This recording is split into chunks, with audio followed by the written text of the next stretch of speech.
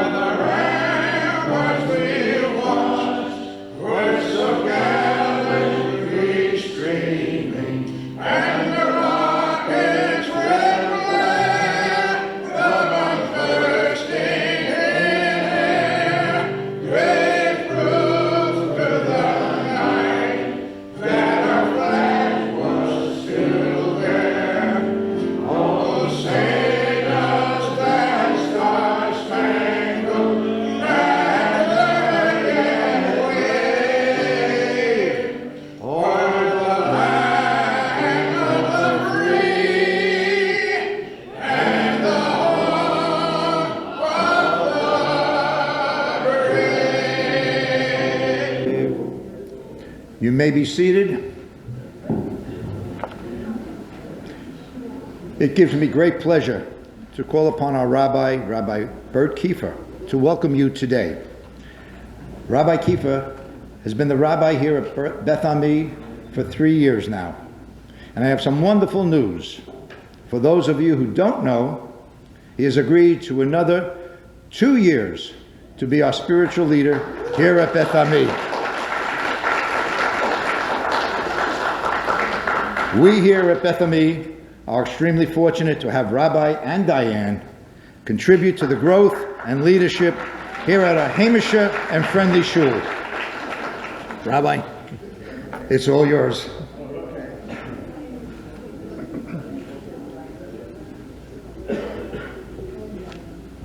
Thank you, Marty.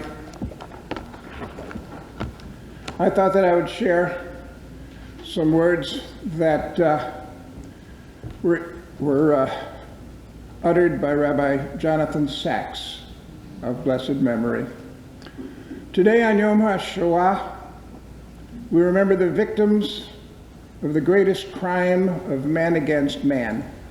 The young, the old, the innocent, the 1.5 million children starved, shot, given lethal injections, gassed, burned, and turned to ash because they were deemed guilty of the crime of being different.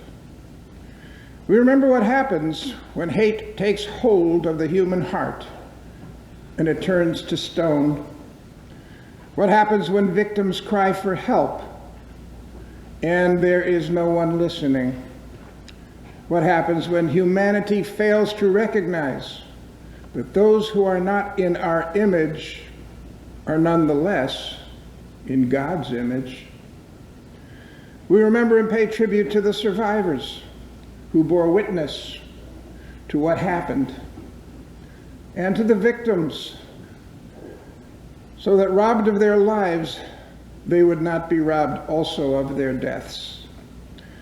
We remember today and give thanks for the righteous of the nations who saved lives, often at risk of their own, teaching us how in the darkest night we can light a candle of hope.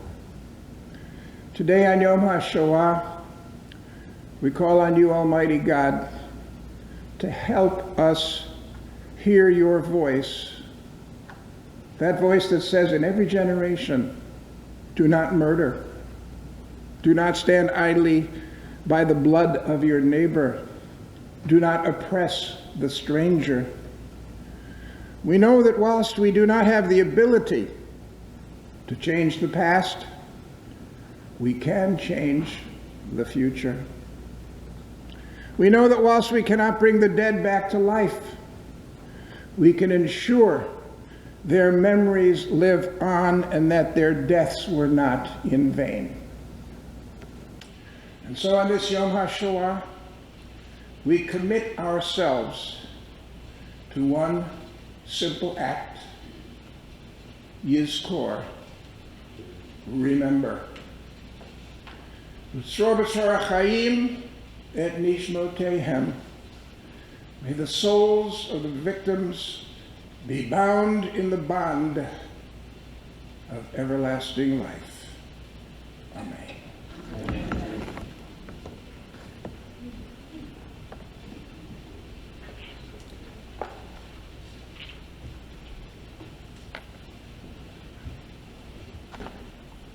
Thank you, Rabbi. Richard Indike has been president here at Beth Ami for just over a year. His goal is to continue to grow Beth Ami membership and work with the talented rabbi and dedicated Rebbitzin, along with our enthusiastic volunteers, to welcome the community to our shul. I'd now like to call up Richard to share some thoughts on this solemn day. Richard. Thank you, Marty. Today we gather together in solemn remembrance of the 6 million Jews who were murdered in the Holocaust. Parents, grandparents, spouses, and children who had a great promise of potential Yom HaShoah is not just a day of mourning. It is a day of memory, of reflection, of education. Remember a vibrant people who were killed for just being Jewish. We honor the survivors who, against all odds, rebuilt their lives. Yom HaShoah is not just a day about remembrance, it is about responsibility. The world stood by in silence. We must not allow this to happen again. We are the torchbearers of memory in a world where anti-Semitism and denial still persist. Our voices matter. Let us light our candles in remembrance in hope that the generations which follow, those lost, will never suffer again. Let us light our candles to symbolize the fight against anti-Semitism, hatred and intolerance in all forms. Let us teach all the truth of what happened and commit to a world where such evil can never happen again. Out of the ashes of rebirth came Israel. May the memory be a blessing.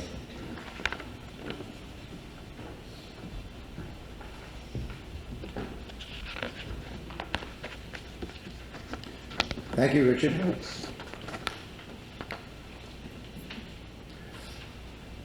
For those of you who were here 2 years ago, you were treated to the beautiful voices of the Loggers Run Middle School Choir.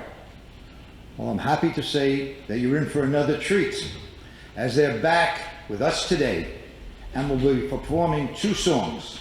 So please welcome the Loggers Run Middle School Choir, directed by Dawn Zeman. And they will be performing Childhood Elegy, and it can be found on page 23 of your program.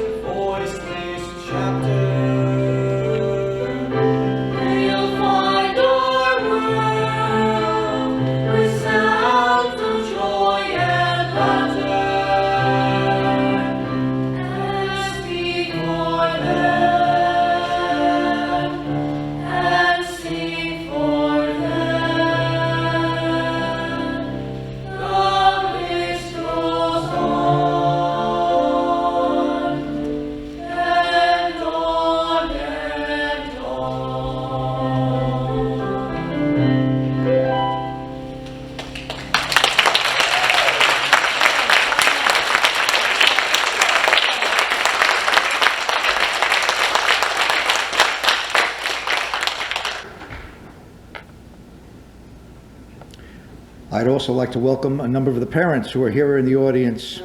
Thanks for all you do, guys.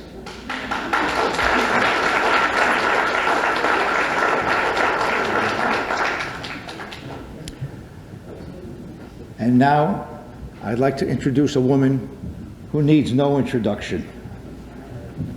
Without her, we wouldn't be here today. She is the heart and soul of the Child Survivors Hidden Children organization. Ms. Zelda Fuchsman.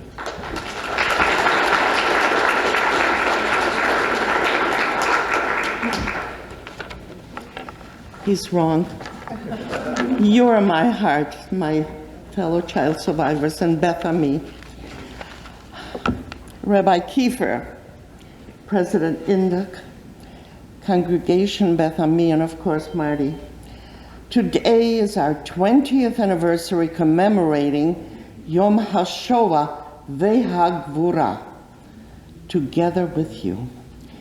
We thank you for this wonderful welcome to this wonderful shul.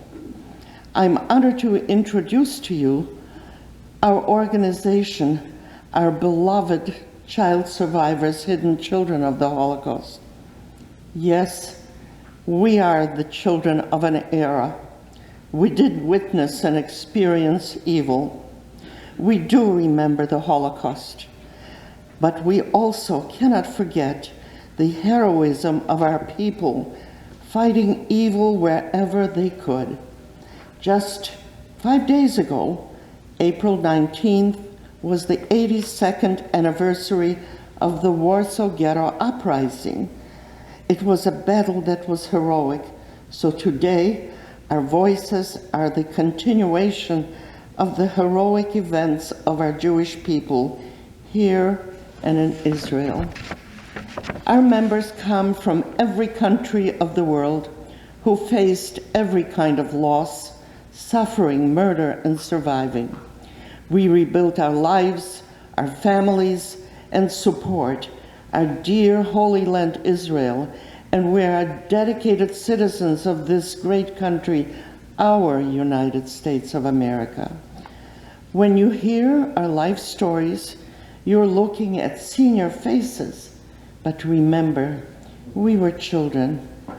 We cannot forget our 6 million Jewish people, of whom 1.5 million were little innocent children, and our families. We survived. We rebuilt our lives and families. Our people reestablished our Holy Land, Israel. We are proud of our contributions by our speakers and books, where we bring our personal life stories to schools, colleges, and beyond, and are making an impact to remember and counter the deniers. Today you will hear a survivor's story shared by Alex Metzger, abbreviated, yet it will open the scope of what it meant to be a Jew in the European killing fields. We want to thank Dawn Zeman, music director of Loggers Run Middle School, and this great choir.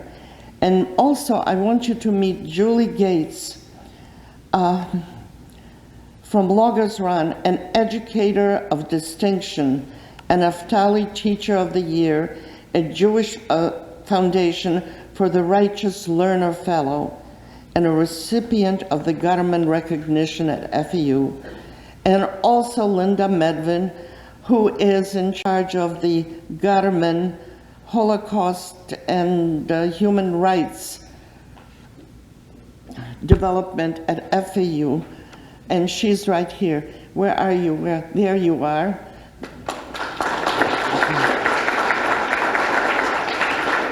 We also have a special guest, Hinda Rosenbaum, and her husband, Jack Rosenbaum. Together, there is a program called HEAL, where they are volunteer students learn about the Holocaust and bring their stories of the Holocaust to their schools, because soon our voices will not be able to carry on.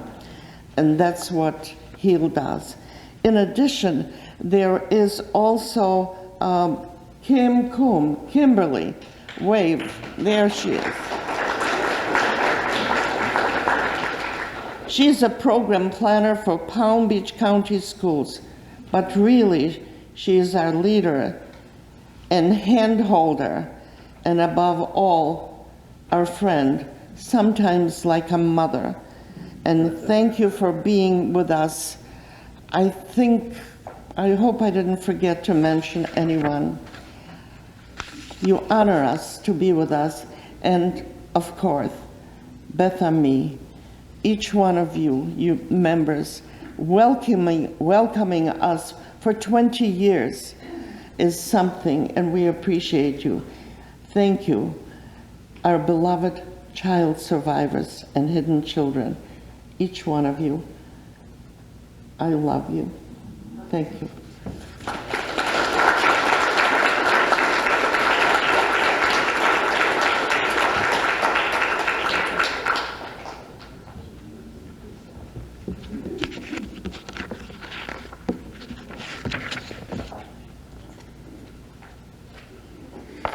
Thanks, Zelda. And now, Zelda has introduced Alex Metzger. He was one of thousands of hidden children during the Holocaust. He will be sharing some of his memories and reflecting on his life after reuniting with his mother after the war. Alex?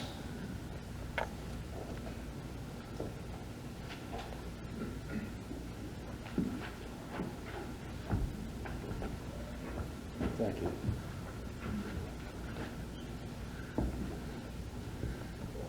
Thank you for inviting us here today and sharing our stories.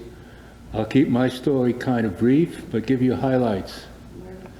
My family was originally from Germany, and in the 1930s, when Hitler was rattling his sword, they decided to move east, as so many families did. They established a home in Brussels, Belgium. Other families were fortunate enough to leave Europe, came to the United States, South America, and other parts of the world. On May 10th, 1940, the Nazis invaded Belgium, the Netherlands, Luxembourg, and France. My father was picked up on the street that day, never to be seen again. In the late 1970s, early 1980s, there was a book written by Alex Haley called Roots. I read the book, and that motivated me to trace my roots. Unfortunately, my mother never spoke about her experiences during the war, as I understand is not so unusual.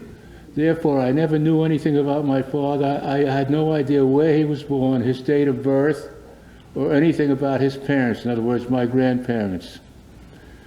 In 1983, my wife and I decided to trace our roots.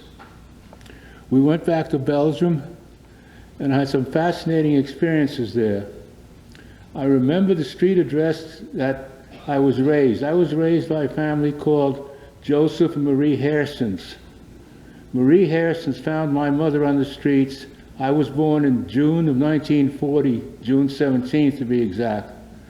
My mother was walking on the streets in Brussels with me as a two-week-old, and apparently I was crying. Marie Hairsons asked her, "Why is your child crying?" And my mother said, "He was just born, I have no money to feed him." Marie Hairsons said, "Why don't you give him to me? I live around the corner. My husband and I will watch him." They were childless. I became their child. In those days, when people were pregnant, they did not announce it. Most often, women used to go to the hospital, come home with a newborn baby. Therefore, they had me when I was 2 weeks old, their so-called, quote, newborn. They raised me as a strict Catholic. They were devout Catholics, and we never missed a week of going to church. In 1983, when my wife and I went back to trace my roots, I had a fascinating experience among several, one of which was when we went back to where the Hairsons lived. I told my wife to stay in the car as I got out and took pictures of the building. The driver of the car that we hired stood outside, an elderly woman who could barely walk. She was on crutches and had a dog. And she asked the driver, "Why is he taking pictures of this building?" And he said to me, "She wants to know why you're taking pictures." I told her, tell her I used to live here on the second floor, that apartment with the terrace with the green awnings. I used to live there. She looked at me, and this was 38 years after, and she said, are you Alex Harrison's? I said, how do you know my name? And she proceeded to tell me that Joseph Marie Harrisons were the closest friends she ever had in the world. And after the war, they lost their son, Alex. Apparently, when she said they lost him, they assumed that I was dead. The next day, through some tracing that my wife and I did, we found out I had an uncle called Francois, who was Joseph's brother. Francois Harrisons was my uncle. We found out where he lived, and fortunately my wife speaks a little bit of French. She rang the bell. An elderly gentleman with long, white, unkempt hair opened the window, and she said, are you Francois Harrisons? He acknowledged that he was, and she asked him to come down and would like to speak with him.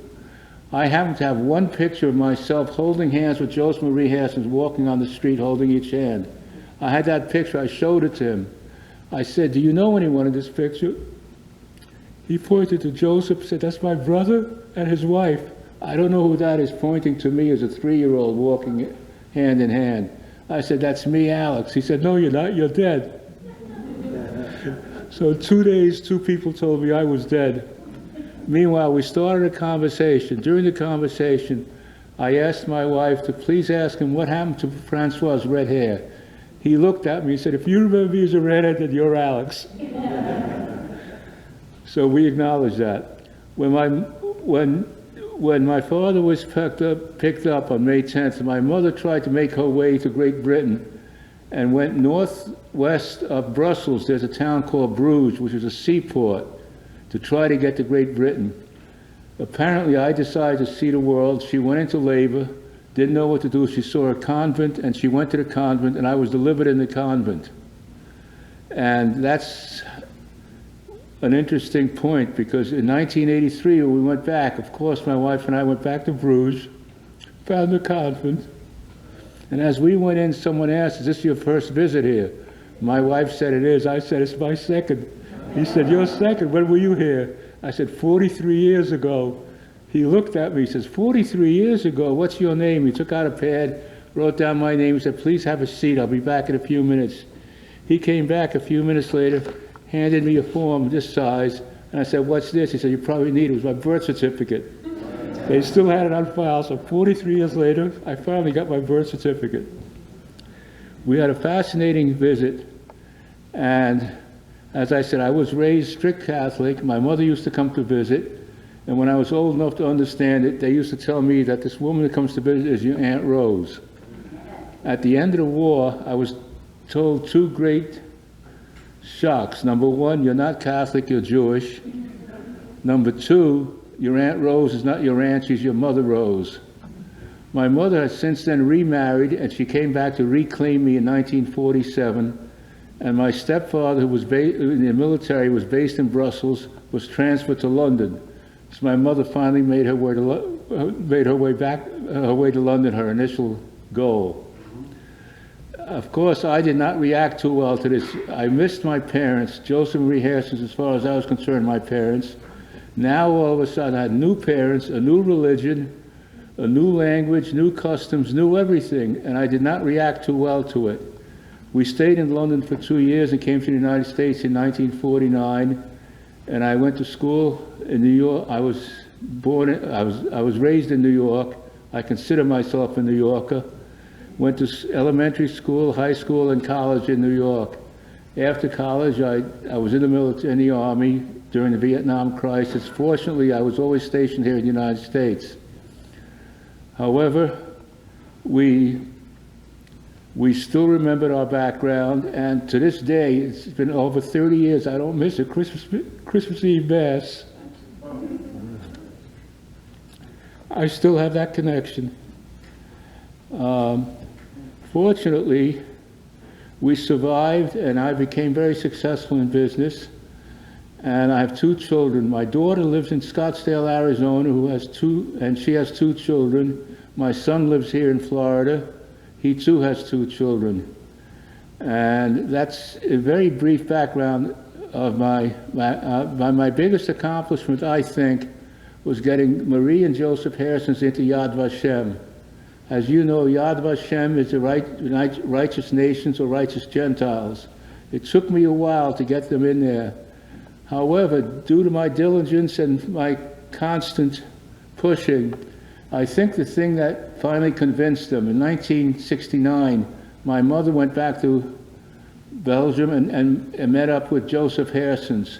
I gave her an envelope with some American dollars there because I understood he wasn't doing too well, and the American dollar was accepted all over the world.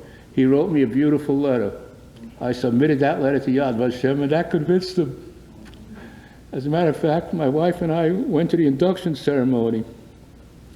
And during the induction ceremony, they gave me the certificate acknowledging them as righteous Gentiles, and they gave me the gold medal, which I still have. When I'm invited to speak at schools, and I do that frequently, as a matter of fact, next week I'll be going to 2 different programs, I bring that medal with me, and it's incredible. The back of the medal in Hebrew, it's written, when you save one life, you save a generation. And I recently had an interesting experience at Lynn University. They invited me as a speaker, and the MC asked the students who were there to do something relative to my program, whether they were autistic or something in writing. And one of the students did something which I thought was fascinating. He had a cross, a Catholic cross with a Jewish star over it, signifying my background. Anyway, I do want to acknowledge the fact that I could not have done this without support from my wife, and give her some recognition. She's sitting here. Please stand up, Roberta.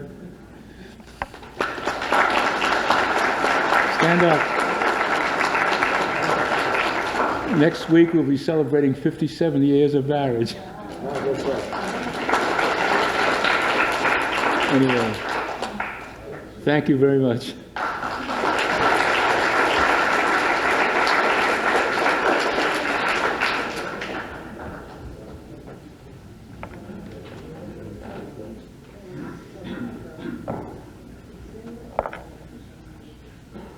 Truly miraculous comments.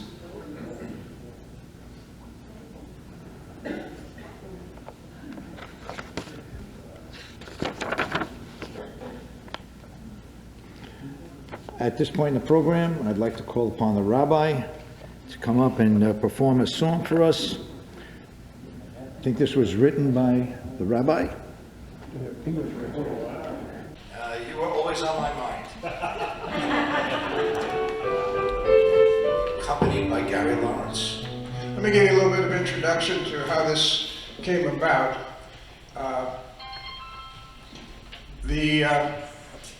I was thinking about children of our generation, and the Holocaust was really at least two generations, sometimes 3, before our time. And many of us really don't directly have a sense of what that must have been like. So I took it from the point of view of myself not being able to know a grandparent because they were taken before I had a chance to even interact with them. So I said that I like the melody from You Were Always on My Mind. I think it was a Willie Nelson song, if you remember. And I kind of worked it as You Were Always on My Mind. So I'm thinking about a grandma that I didn't really get to know, I didn't get to touch, I didn't get to experience, learn from, be spoiled by any of that. Nothing of that happened. This is what I came up with.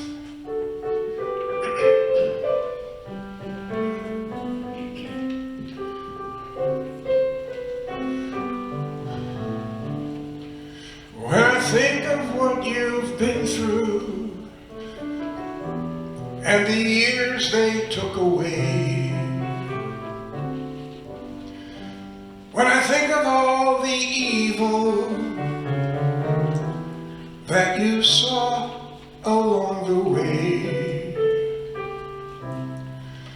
I wish that I could have done more to find an answer of some kind.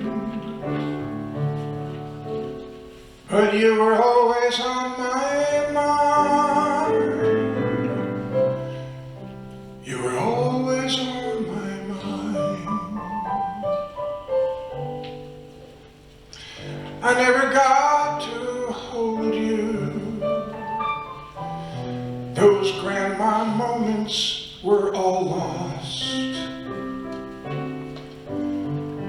I never got to know you, a victim of the Holocaust. But through these years, I've missed you so much deeper than you know. You were always on my mind. You were always on my mind. I love you, even though we've never even met. My father told me memories of you he'll never forget. We'll never forget. Now as I look at my own life, all the blessings that I've had, to think there's still so much hatred, but because of you, I can still be kind. 'Cause you are always on my mind. You are always on my mind.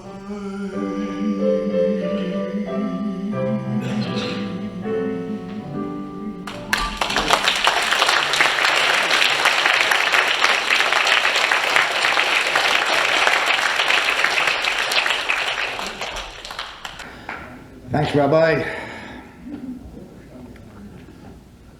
For the last 7 years, Paul Goldstein has spoken about his family Holocaust story to audience all over the Northeast, as well as here in Florida. He has graciously agreed to provide an abridged version of that today. So with that, Paul, come on up.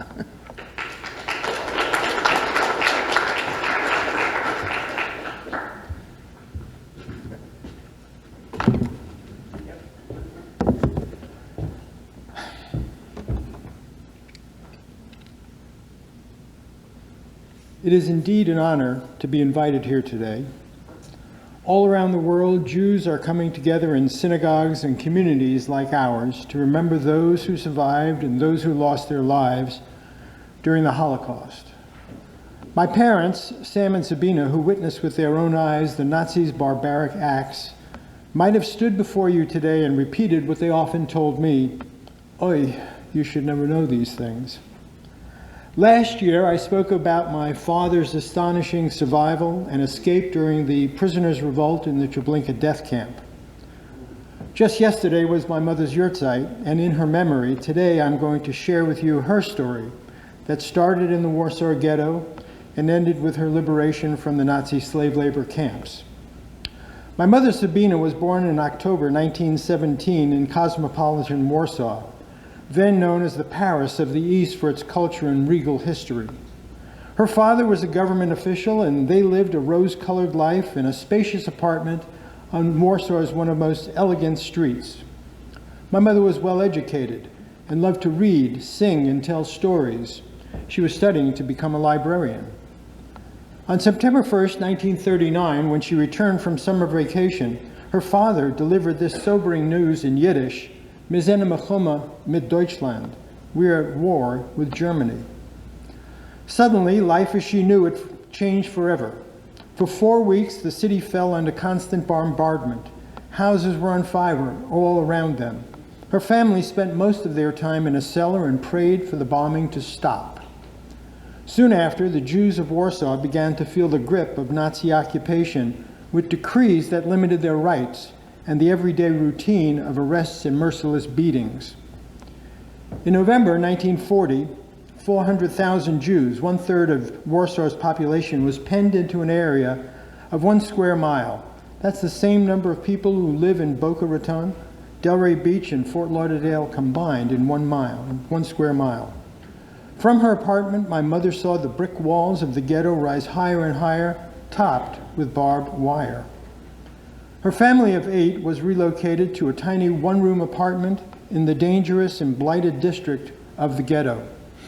Their comfortable lifestyle was thrust into the throes of misfortune. In the overcrowded ghetto, Jews were suffering appalling conditions and deprivations. They lacked food, water, and heat during the freezing Polish winters.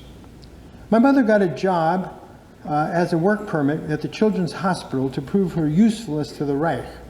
She said, and I quote, "The children she cared for had such swollen and deformed faces that if you pushed your finger into their skin, it felt like dough.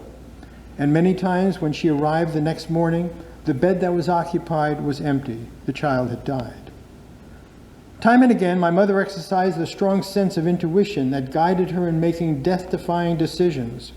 She was desperate to escape from the ghetto to bring food back to her family.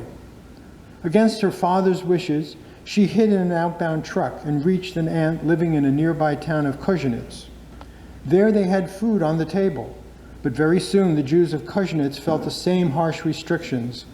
My mother said it felt like the Warsaw Ghetto all over again. In July 1942, her father wrote and pled for her to return to Warsaw. He had been told the Jews would be taken east for work, but she could not return, being captive now in the Kozienice ghetto. What she didn't know was that her beloved father and family that was left in Warsaw were rounded up, placed into cattle cars, and murdered in the gas chambers at Treblinka. On August 27, 1942, the scene repeated itself when 13,000 Jews from Kozienice were deported to Treblinka. Once again, my mother's intuition, opportunity, and luck prevailed, because the night before the liquidation, a Polish engineer selected her to dig canals for the Germans in nearby town of Boca. At 5 a.m. the following morning, she could hear the distant screech of sirens.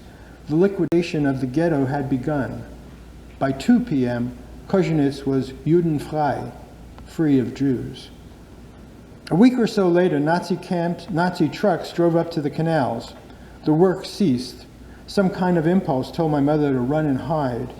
In her testimony, she said there was a school building, not high because we were in a small village. I was laying on the roof watching what's going on. They took away my co-workers. I never saw them again. Our march back through the forest to Kozienice. During the liquidation, the Nazis selected 70 Jews to remain in the ghetto. Their job was to empty Jewish homes. My mother again made herself useful. They carried out furniture, clothing, and personal possessions. The local Polish people came with wagons and took whatever they wanted. One morning, the Nazis returned. They shouted, "Raus, raus, raus!" My mother and other Jews were packed onto trucks. The truck transported its captives about 50 miles southwest of Kozienice into a nightmarish new chapter, the Skarżusko concentration camp. Skarżusko was notorious for its relentless brutalities, and also for its work camp C, where prisoners poured toxic powders into explosives and landmines. My mother said, and I quote, "We couldn't recognize these people from week to week. When they came to take a shower, their skin was completely yellow from the chemicals. Even the barrack where my mother slept, yellow rats crawled on the wall, stealing her bread scraps." In work camp A, my mother made munitions for the Nazis in 2 grueling shifts from 3 a.m. to 5 p.m., 7 days a week. Twice a day, she was served hot, black, watered-down version of coffee, which she used to clean herself. She said, "I knew if I stayed clean, I would be able to function."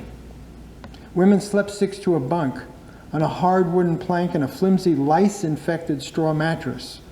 My mother succumbed to a typhus epidemic but it wasn't her turn to die. In the summer of 1944, she was transferred to another slave labor camp in Czestochowa. When the camp was liberated in January 1945, she and a few friends trekked for 2 weeks through deep snow back to Kozienice. There she met my father, who had returned being wounded on the Russian front in Berlin, near Berlin. My mother was lucky. She survived and missed the trains that could have taken her, her family, my family away.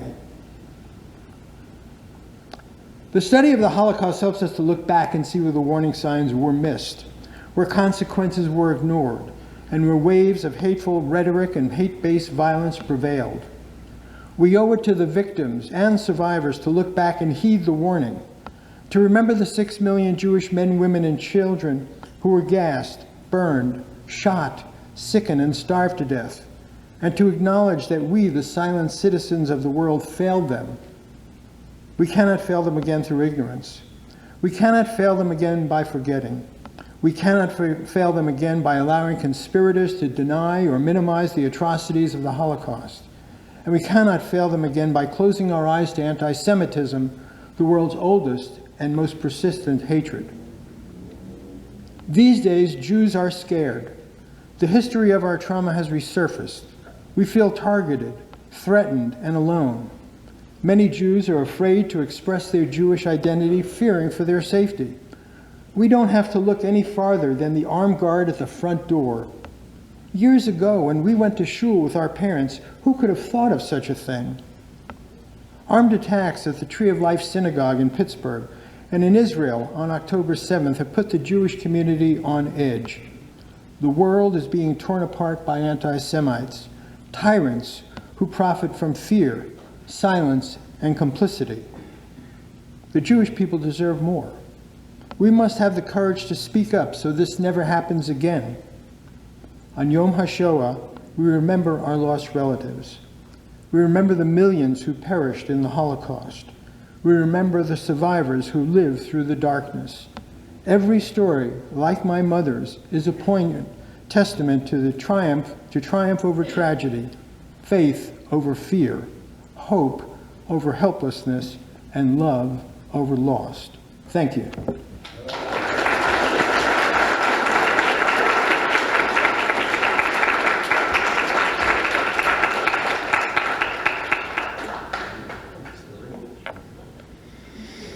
Very moving.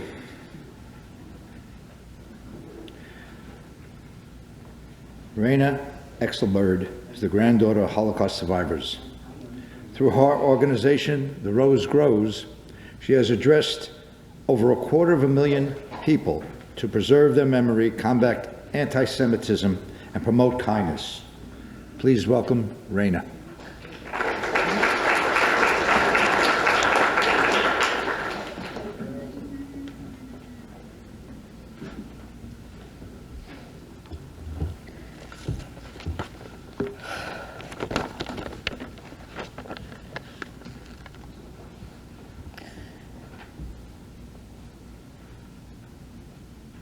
I stand before you today in memory of my grandparents who were Holocaust survivors from Tarnopol, Poland, Joseph and Rachel Exelbeard.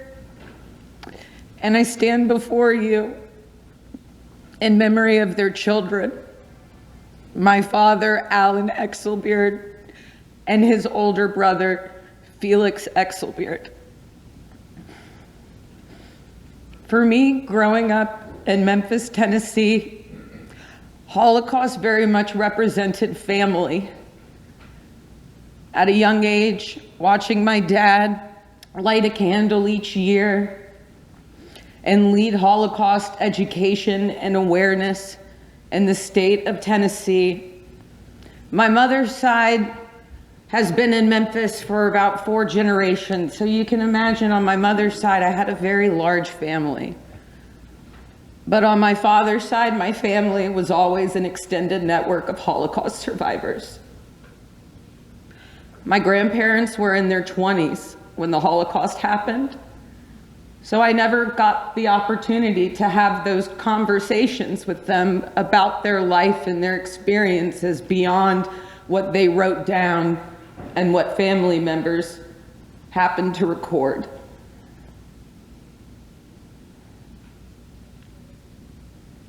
And as I got older, I realized, in addition to it being about family, that as a family, it was our responsibility to educate and bring awareness to what's going on. But I don't need to be the one to tell you that there will be a day when there won't be survivors to share their stories. And there's only so many descendants who can go to a classroom, or who can make a post, or who can go to a school. So as an adult, I realized the Holocaust is actually a humanity issue. What do you do in a world where well-intentioned good people ignore hatred? It happened during the Holocaust, and it's happening today.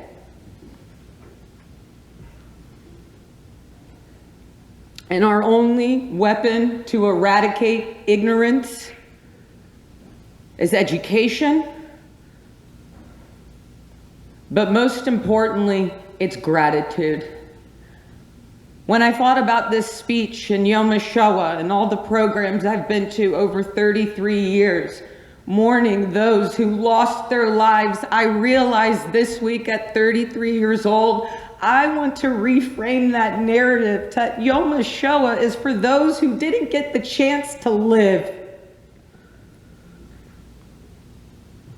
In my 20s at FAU, when I started experiencing anti-Semitism for the first time, I couldn't believe it. And it was actually at this podium in this synagogue at 19 years old where I made the first speech about what was happening there. And a lot of people said, oh, you're being extreme, you're blowing it out of proportion. Well, look at what is happening at college campuses all over the country. When we do not speak out against hate, those words turn into hateful actions.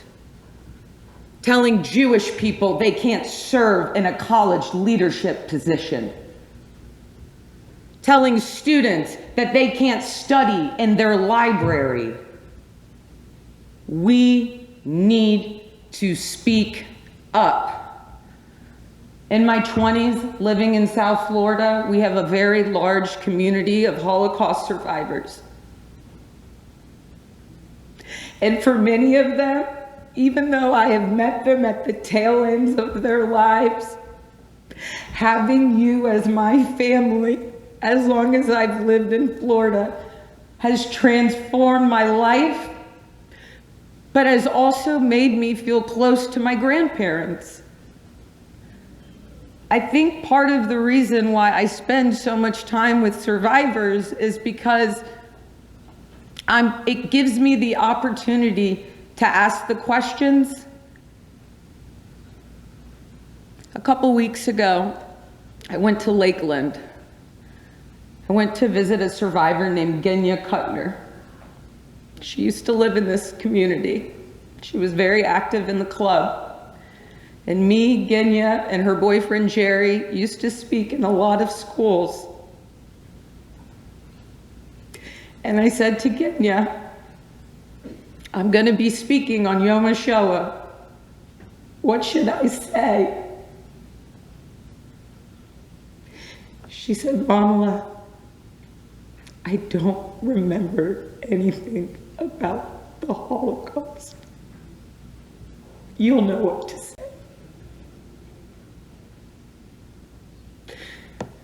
I know Genya has had nightmares for many years. So I said, do you sleep better at night? She said, yes. While it warms my heart to know that she's sleeping better at night. I am awake and uncomfortable with everything that's going on in the world. Last night, Anya and I addressed a group of Jewish teenagers, and we asked them before she spoke, can you list 5 things that you are grateful for from the last 24 hours? And if you can believe it, some of the teens found the exercise difficult. Many of the teens said, I can't think of more than 3 things. But after hearing Anya's story, all of a sudden you realize having your own bed, having your own bedroom, having a bathroom in your house, having the opportunity to get an education, even if you're not a straight A student, the fact that you can read and write in English. I say gratitude and education are our way to eradicate this hatred, because we live in a time where we take for granted so many things. And the way that we continue is through life. The last story I want to share is that Ginya's boyfriend, Jerry, had a tattoo on his arm. It said 127,000. That was his number, which became his name. And I remember he said to me one day, Raina,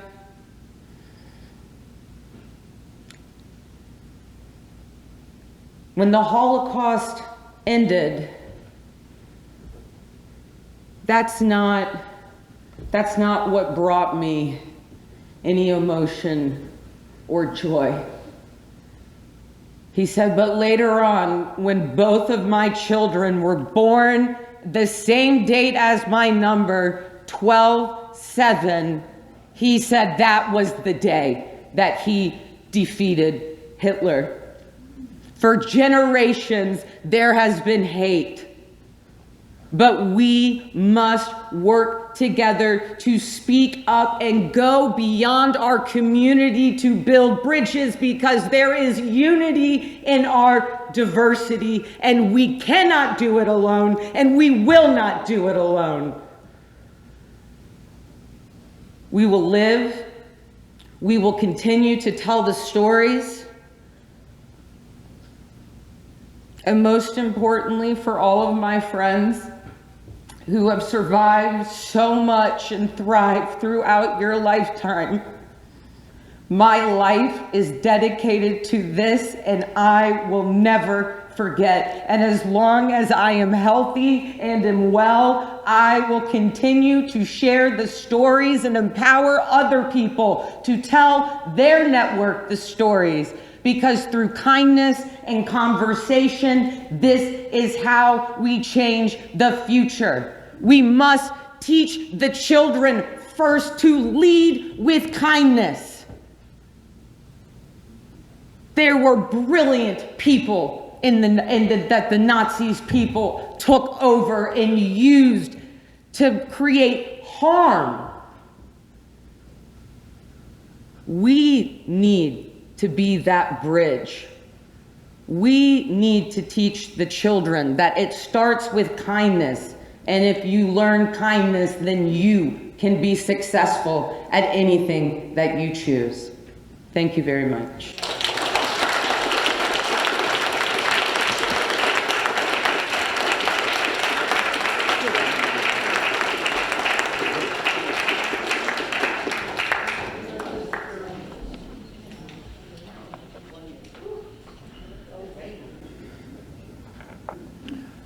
Some very moving stories today, but what I get out of this is hope for the future. Now it's time for candle lighting, and each candle represents the loss of 1 million of our fellow Jews during the Holocaust. I'd like to call up some of our members to light the candles for the future. David Strauss.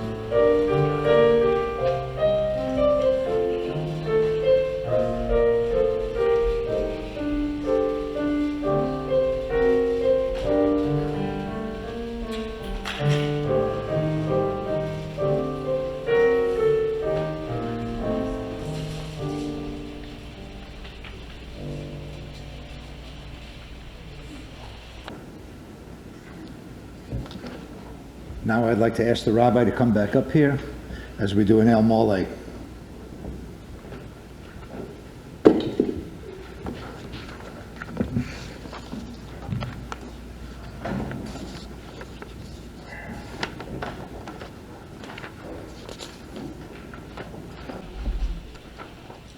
I'll ask everybody to please rise.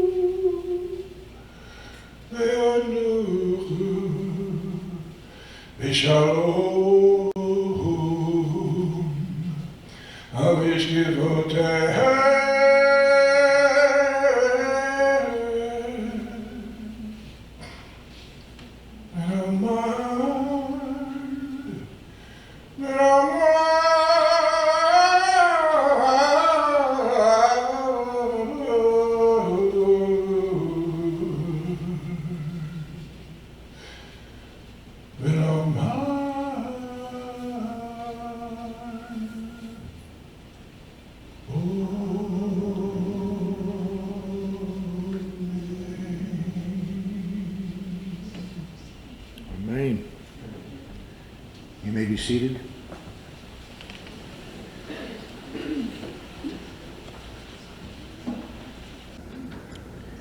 John Koenigsberg is also a hidden child survivor of the Holocaust. He has been a valued member of the Child Survivors Hidden Children of the Holocaust and has served on the board for a number of years as Vice President of Outreach. John speaks extensively to schools and organizations, and I am pleased to call upon John to read the poignant poem, We Remember Them, by Sylvan Kamens and Jack Rima. You can find it on page 6.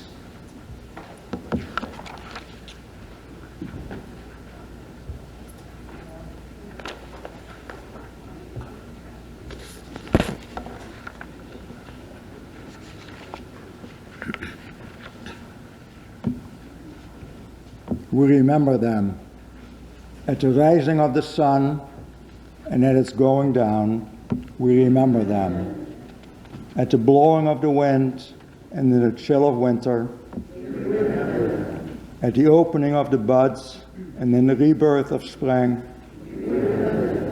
at the shining of the sun and in the warmth of summer, at the rustling of the leaves and in the beauty of autumn, at the beginning of the year and its end. As long as we live, they too will live, for they are now a part of us.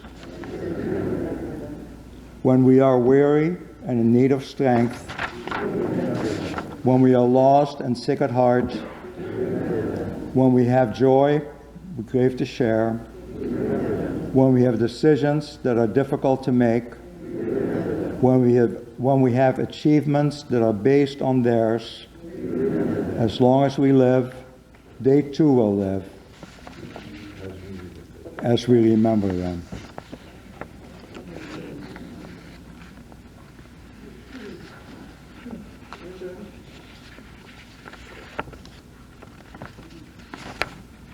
When we are lost and sick at heart, we remember them. When we have joy we crave to share, we remember them. When we have decisions that are difficult to make, we remember them. When we have achievements that are based on theirs, we remember them. As long as we live, they too will live, for they are now all part of us, as we remember them. Fred down.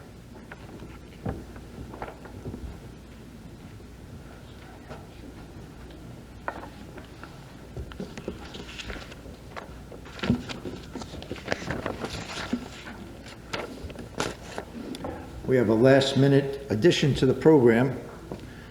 Our videographer, Fred Singer, has a poem that he would like to recite for us. Who will say Kaddish for me?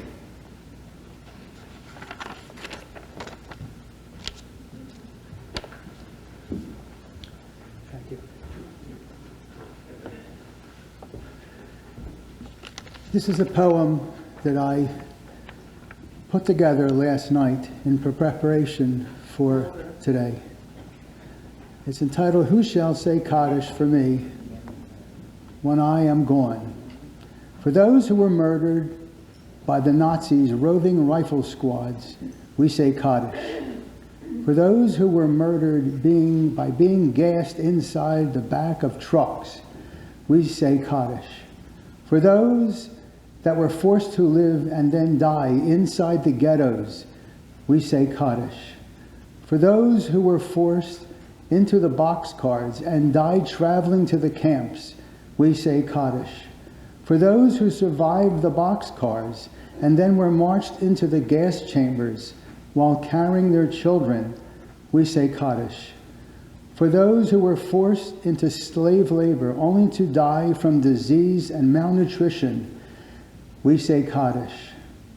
For those that survived the camps only to be shot during the death marches, we say Kaddish. And for those who return home, found that they were the only one in their family that have survived, and then wondered, when I die, who will say Kaddish for me? We now say Kaddish.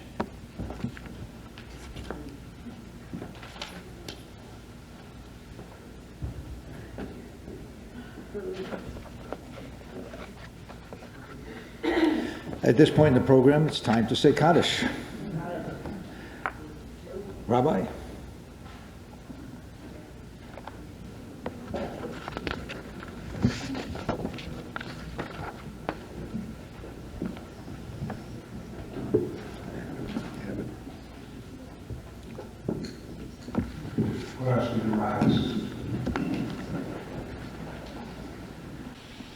Yitkadal, Auschwitz, V'yitkadash, Lodz, Shmei Rabbah, Ponar, V'yamadi Rachi Raton, Babi Yar, V'yamlich Malchutei, Meidanek, Chayechon V'yomechon, Birkenau, V'chayedechon B'Yisrael, Kovno, V'agalavish B'am Korih, Yanevska, V'yimru Amen, Yeheshem Rabba Mevorach, V'yolam V'omeo Mayo, Yibarach V'yishtabach, Theresienstadt, V'yitpa'ar V'yitromam, Buchenwald, V'yitnaseh V'yithadar, Treblinka, V'yitpaleh V'yithalal, Vilna, Shmei Kudisha, Bergen-Belsen, Brichu Le'ela, Mauthausen, Minkol Birchata V'shirata, Dachau, תשלחתה ורחמתה, Mensk, להעמירם מעלמה, Warsaw, Yemru, Amen. יהי שלום הרב אמן שמיה, וחיים עלינו ועל כל ישראל ויאמרו אמן.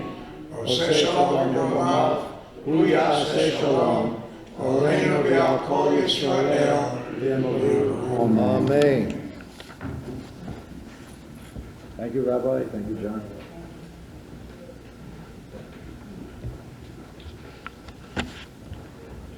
May be seated.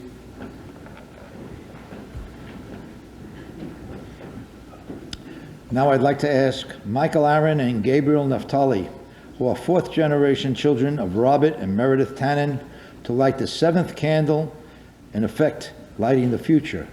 They also have a few words to say, and as they come up, we'll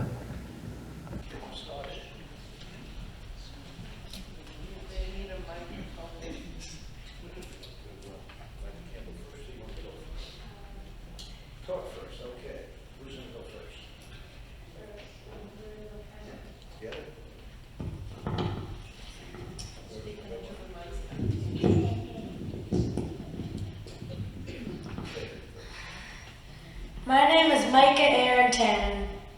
And my name is Gabriel Naftali Tannen. We are the great-grandchildren of two Holocaust survivors from Poland, our soft as mommy and daddy, Masha Badanis and Abram Stein.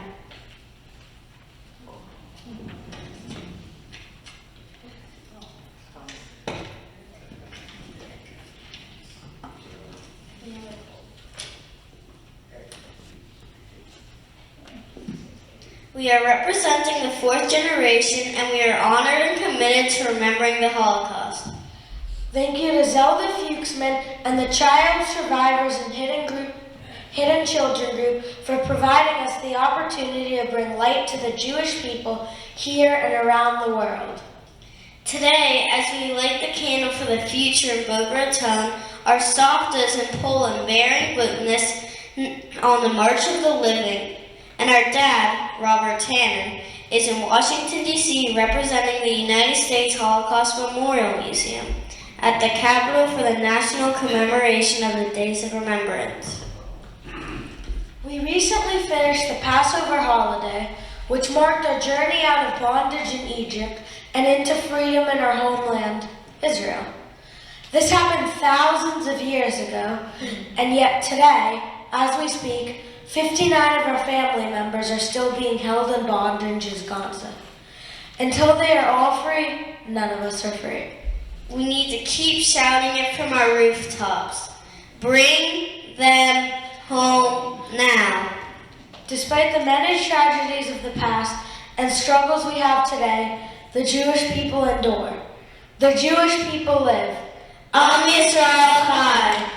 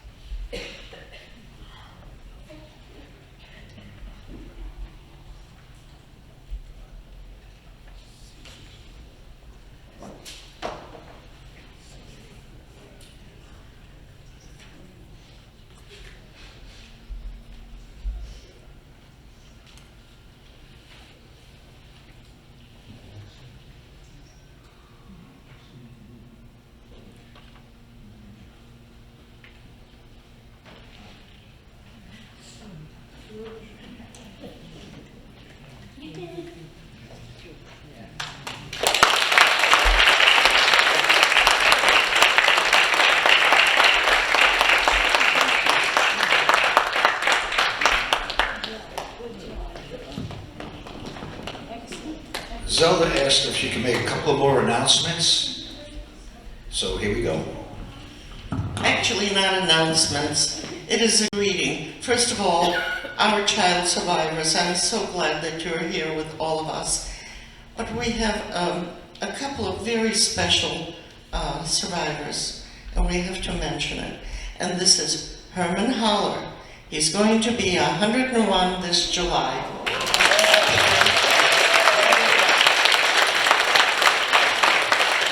And then, I mean, none of us are young, we're all pushing it. But we have one member, when I tell the age, she corrects me. When I say she's 99, she says, no, I'm 99 and a half. Where are you, Helen? Stand up. There she is.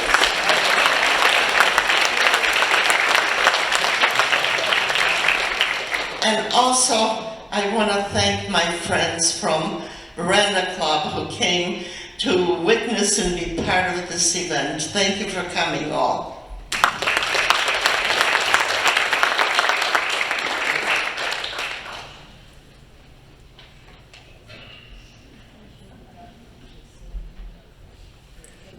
So now, as we conclude our program, I'd like to call the Loggers Run Middle School Choir to come up again, directed by Dawn, to come back and perform the Partisan Song, which is the anthem of the Holocaust. You can find this on page 22 in your program.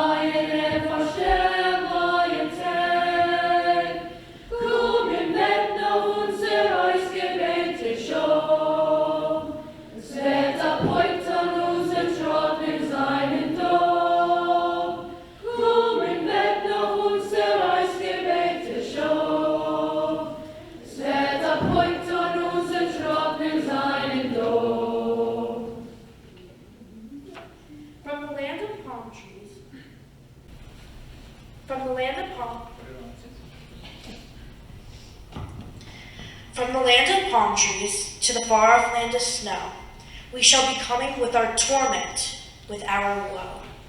And everywhere our blood has sunk into the earth, shall our bravery or vigor blossom forth.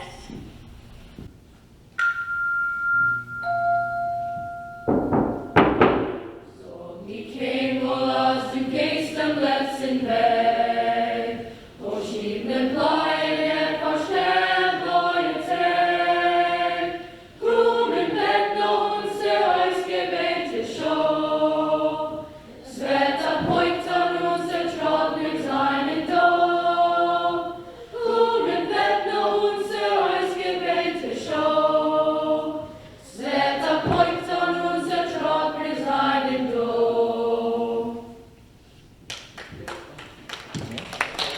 We'll have the morning sun to set our day aglow. Our evil yesterdays shall vanish with the foe.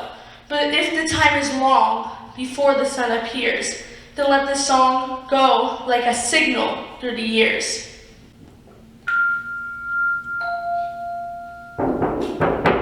Så vi came oss du geistem letsen väg, och skibnen plejen förstämd och en täg. Kromen vett någon se höjske väg till sjå, svetta pojktan och se trådning seinen då. Kromen vett någon se höjske väg till sjå, svetta pojktan och se trådning seinen då.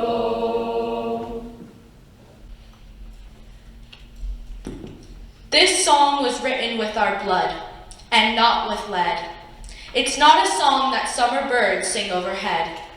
It was a people amidst burning barricades that sang this song with pistols and grenades. Så vi came oss du geistem letsen väg, och skibnen plejen förstämd och en täg. Kromen vett någon se höjske väg till sjå, svetta pojktan och se trådning seinen då. Kromen vett någon se höjske väg till sjå, svetta pojktan och se trådning seinen då.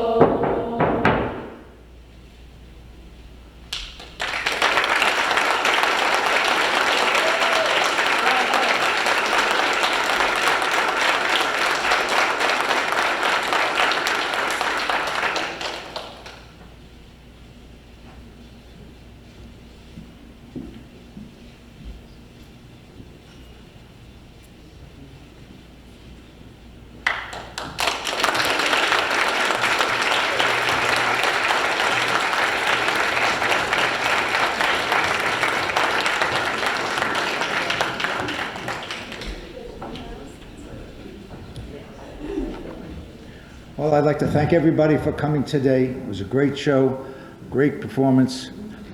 Special thanks to Fred Singer and Gary Lawrence for what they did for us today. Thank you, Rabbi. Thank you, Zelda. Thank you to all our speakers today. And may we come back next year, and especially the Loggers Run Middle School. Thank you so much for a great performance. And may we all come back next year to do it again. Thank you all. Thank you, Marty. Thank you, Marty.